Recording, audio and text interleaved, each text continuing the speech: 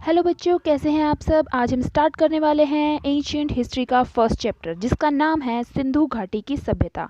इसके बारे में हमारे इतिहास में कहा जाता है कि यह हमारे भारत की सबसे प्राचीनतम सभ्यता है और विश्व की जो मेन सभ्यताएं हैं, जिसमें मेसोपोटामिया की सभ्यता, मिस्र की सभ्यता, चीनी सभ्यता और ये सिंधु घाटी की सभ्यता, ये चार सभ्यताएं बहुत ही विस्तृत मानी जाती हैं। इन सभ्यताओं को पढ़ने से पहले एक बात याद रख लीजिए कि हमारा जो इतिहास है उसको हम तीन स्रोतों के आधार पर पढ़ते हैं। एक होता है आपका प्राग ऐतिहासिक, दूसरा होता है आपका आद्य ऐतिहासिक, तीसरा होता है ऐतिहासिक। आपका जो प्राग ऐतिहासिक है, इसके अंदर कहा जाता है कि जो आपके पुरातात्विक साक्ष्य हैं, जैसे कि मनके, बर्तन, मृदभांड, ये सब मिलते हैं। आपका जो आदि ऐतिहासिक काल होता है, उसके अंदर आपके लिखित सोर्स भी मिलते हैं और साथ ही आपके पुरातात्विक साक्ष्य भी मिलते हैं। और अगर आप ऐतिहासिक की बात करें तो इसके अंदर आपके सेम लिखित सोर्स भी मिलते हैं और साथ में इंस्क्रिप्शंस वगैरह भी मिलते हैं। पर एक बात है कि आदि ऐतिहासिक जो है, इस काल के अंदर जो इसके सोर्सेज हैं उसको पढ़ा नहीं जा सका है, इसी वजह से इसे आदि ऐतिहासिक काल में रखते हैं। जैसे कि हड़प्पा सभ्यता को कहा जाता है कि यह आद्य ऐतिहासिक सभ्यता है, क्योंकि इसके अंदर जो भी मनके वगैरह मिले हैं उनको हम देखते हैं, उनसे हम उसकी स्थिति का अंदाज़ा लगाते हैं, पर साथ ही हम इसके अंदर जो हमारे इंस्क्रिप्शंस मिले हैं उनको हम पढ़ नहीं पाए हैं। जैसे कि आपको इस चित्र में दिखाई दे रहा होगा कि एक सींग वाले उसमें कि वहाँ पे कुछ लिखा हुआ है, पर हम उसको आज तक पढ़ नहीं पाए हैं। सबसे पहली लिपि जो पढ़ी गई थी 1830 में जेम्स प्रिंसेप द्वारा अशोक के अभिलेखों में पढ़ी गई थी, जिसमें खरोष्टी और ब्रह्मी लिपि को पढ़ा गया था। हम लिपि की बात कर रहे हैं तो यहाँ आते हैं आपकी हड़प्पा सभ्यता की लिपि के बारे में। ये जो चित्र आपको दिखाई दे रहे हैं ये है हड़प्पा सभ्यता की लिपि, जिसका नाम है भाव चित्रात्मक। इस लिपि में आपके 400 से लेकर 500 संकेत मिले हैं, जिनको समझ नहीं पाया है कोई भी अभी तक। और इस लिपि के लिखने के तरीके पर भी विवाद है कि किस तरह से लिखी गई है, बाएँ से दाएँ या दाएँ से बाएँ। इसके अलावा जो इसकी शैली है वो बुस्टरफॉर्डन शैली है। अब देखिए, आपकी इसकी लिपि के बारे में बात हो गई, ठीक है, इसके आपके कि इसका काल कौन सा है वो बात हो गई। अब हम ये देखते हैं कि आखिर इस सभ्यता के बारे में पता चला कैसे। अभी तक भारत ही नहीं बल्कि पूरे विश्व में जो आपका वैदिक काल है उसी को प्राचीन काल माना जाता था। उससे पहले कोई भी जो भी आपके साक्ष्य हैं नहीं मिले थे। पर क्या हुआ, चार्ल्स मैसन जो 1826 में थे, उन्होंने पाकिस्तान का दौरा किया। यहाँ पर उन्हें कुछ साक्ष्य मिले और उन्होंने इसके बारे में अपनी पत्रिका नरेटिव ऑफ जर्नी में बताया। पर इसके बारे में किसी ने सुना नहीं, सबको लगा कुछ इसी तरह से होगा, ऐसे ही कुछ खाली सा। फिर क्या हुआ कि एक बार जब आपको पता है कि हमारे यहाँ 1853 में क्या बन गई थी, रेलवे लाइन बिछाने स्टार्ट हो गई थी। तो इसी तरह से क्या हुआ कि रेलवे लाइन बिछाई जा रही थी कराची व लाहौर के बीच में। तो यहाँ पर बर्टन बंधु और थे जेम्स और विलियम्स, जेम्स बर्टन और विलियम बर्टन। उन्होंने जॉन मार्शल के नेतृत्व में काम करना शुरू किया था, ठीक है। तो वहाँ पर क्या हुआ कि किसी तरह वहाँ पे खुदाई होने लगी, ठीक है। अब खुदाई होने लगी तो वहाँ पर लोगों ने आके बताया कि देखिए जो आपका रेल बिछा रहे हैं वहाँ पे ना ईंटें मिल रही हैं, ठीक है। तो अब वहाँ ईंटें मिल रही हैं बोल रहे थे सब, पर किसी ने ध्यान नहीं दिया कि ये ईंटें आई कहाँ से हैं। सब उखाड़ उखाड़ के उन ईंटों को ले जाने लगे। थोड़ी ईंटें पटरी पर बिछा दी, थोड़ी ईंटें जैसे घर वगैरह बना लिए गए। तो वहाँ पे बहुत सारा एरिया जो है इसी वजह से क्या हो गया, ख़राब हो गया, ठीक है। उसके बाद क्या हुआ कि कनिंघम ने ये सब सुना और उसके बाद क्या हुआ, यहाँ पर 1861 में पुरातत्व विभाग की स्थापना की गई, जिसका जो हेड था वो अलेक्जेंडर कनिंघम को बनाया गया।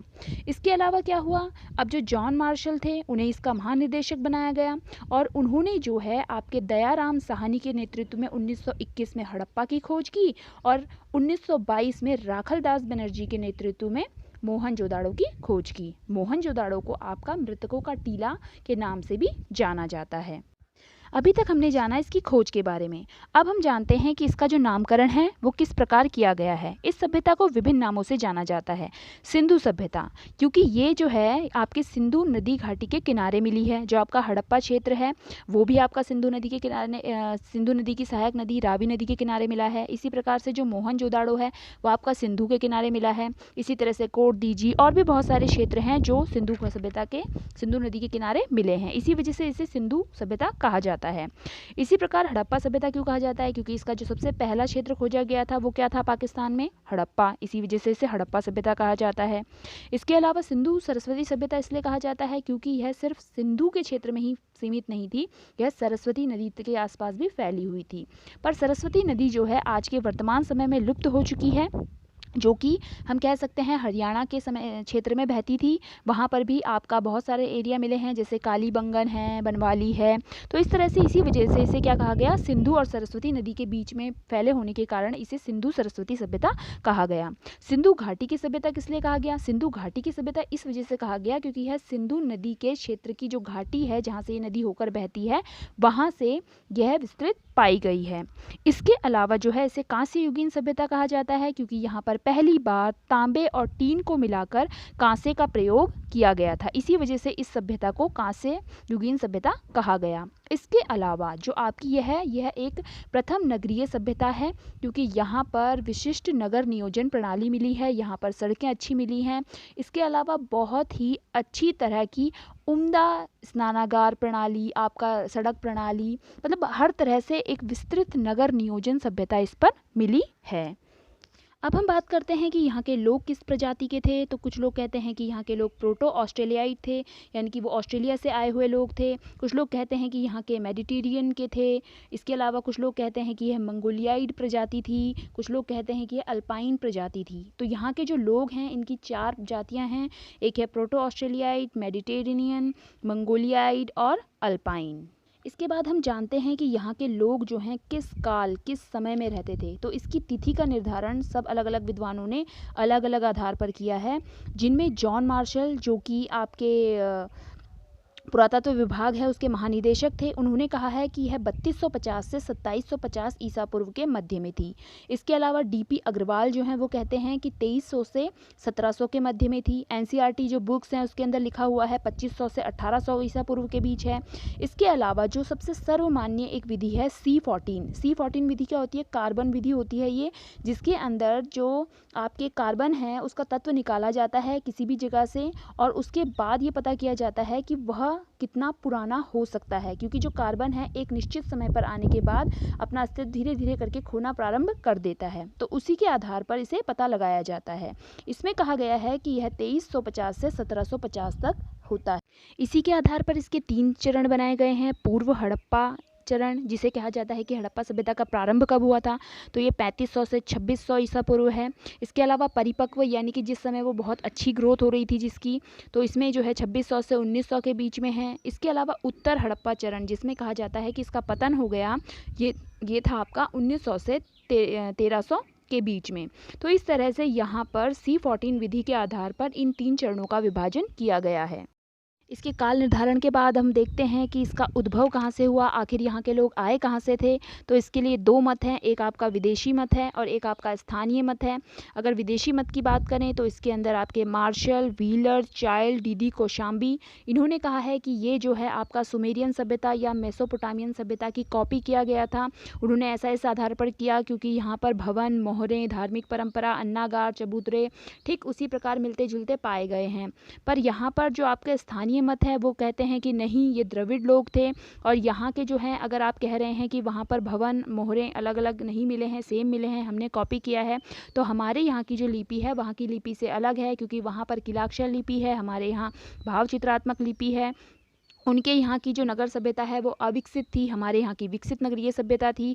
उनके यहाँ की ईंटें जो हैं वो कच्ची थी, हमारे यहाँ की पक्की ईंटें हैं। उनके यहाँ पूजा के लिए भवन मिले हैं, हमारे यहाँ पूजा के लिए कोई भवन नहीं मिला। पर हाँ, यहाँ पर मात्र सत्तात्मक परिवार होता था, तो मातृभूमि की पूजा अवश्य की जाती थी, मातृ देवी की पूजा अवश्य की जाती थी। सुमेरियन सभ्यता की जो मोहरें हैं वो आपकी बेलनाकार हैं, जबकि यहाँ की जो मोहरें हैं वो चौकोर हैं, और यहाँ की नालियाँ भी अलग अवस्था में मिली हैं। तो आप किस प्रकार कह सकते हैं कि यहाँ पर ये जो सभ्यता है ये मेसोपोटामिया की सभ्यता से कॉपी की गई है। तो इस प्रकार यहाँ के जो दोनों मत है उसमें एक तरह से देखने को ये सही लगता है कि स्थानीय मत को हम महत्व दे सकते हैं, क्योंकि वह सभ्यता मेसोपोटामिया सभ्यता से बिल्कुल अलग दिखाई देती है।